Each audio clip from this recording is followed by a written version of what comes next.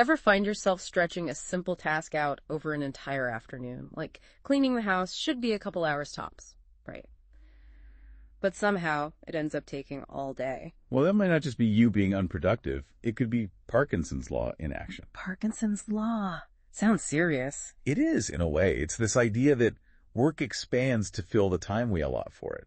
So it's not about the actual amount of work increasing. It's more like our perception of it changes based on how much time we have. Exactly. We think we're in control of our schedules, but this hidden force is shaping how much we actually get done. That's kind of wild. And that's what we're diving into today. We're going to uncover what Parkinson's law really is, why it matters so much, and most importantly, how to actually outsmart it to become way more productive. Let's do it. We've got some practical strategies to share that can make a real difference. All right, so let's break this down. Parkinson's law, in the simplest terms, what is it? It boils down to this. Work expands to fill the time available for its completion. So simple, but so powerful. Exactly.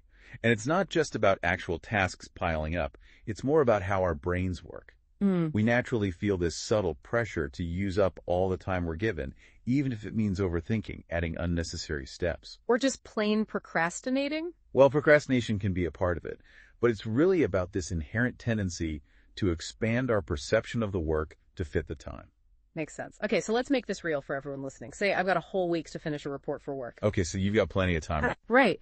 But according to Parkinson's law, instead of just knocking it out efficiently, I'm probably going to end up spending the entire week on it, even if it could have been done in, say, 2 days. It's so easy to fall into that trap, and it's not just about individuals either. This principle, it pops up in all sorts of complex systems, too.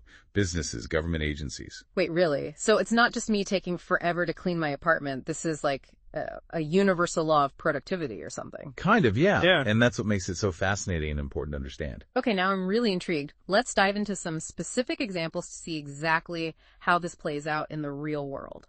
See, that's what I find so fascinating about Parkinson's law, you know? It's like this hidden force that affects everything, like you were saying, from answering emails to these huge projects. Oh, absolutely. And it's not just limited to like individual tasks either. It scales up. You know, we're talking businesses, government. It's everywhere. No kidding. So it's not just me and my inbox then. It's like a fundamental law of productivity or something. In a way, it kind of is. And what's interesting is this principle, it even shows up in some of the fastest-paced industries you can think of. Really? Like what? Give me an example. Well, take software development, for instance. Yeah. You've got these incredibly talented teams working under pressure, constantly innovating. But even there, Parkinson's law sneaks in. Exactly. Think about it. You give a team, say, 6 months to develop a new app. Okay, plenty of time. Right. But realistically, they could probably get it done in 4. But the extra time? It becomes a breeding ground for what we call feature creep. Suddenly there's room to add more, even if it's not essential. Because, hey, we've got the time. Why not? Exactly.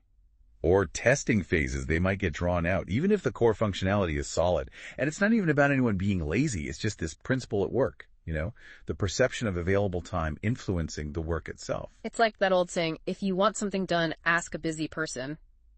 Because they're already up against it, there's no space for Parkinson's law to take hold. That's a great point. Which brings us to, I think, the most crucial part of this whole discussion. How do we actually outsmart Parkinson's law? How do we take back control of our time? Right. Because we've explored the problem, now we need the solutions. Absolutely. And the good news is there are definitely ways to combat this.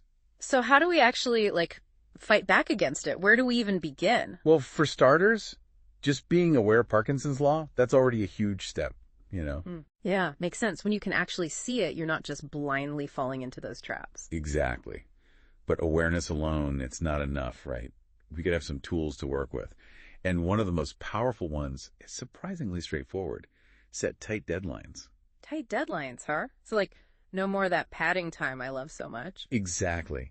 Push yourself to get things done faster than you think you can. You'll be amazed at what you can accomplish when you're working against a real clock, not just a perceived one. Okay, that makes sense. But what about those really big projects, you know? The ones that feel impossible to tackle quickly. That's where breaking down tasks comes in. Instead of looking at the whole thing, you chunk it down. Smaller, manageable steps, each with its own tight deadline. Oh, so it's like instead of write a report, it's finish the introduction by Tuesday, outline the findings by Thursday, that kind of thing. Exactly. 2 birds, 1 stone.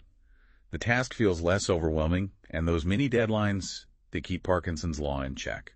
Wow, I'm already starting to rethink my whole to-do list. So, to sum it all up, it sounds like by really understanding this law, this Parkinson's law, and using these strategies like tight deadlines, breaking things down, we can kind of like rewire our brains to be more productive. That's the idea. It's about shifting that mindset from I've got forever to how can I make the most of right now?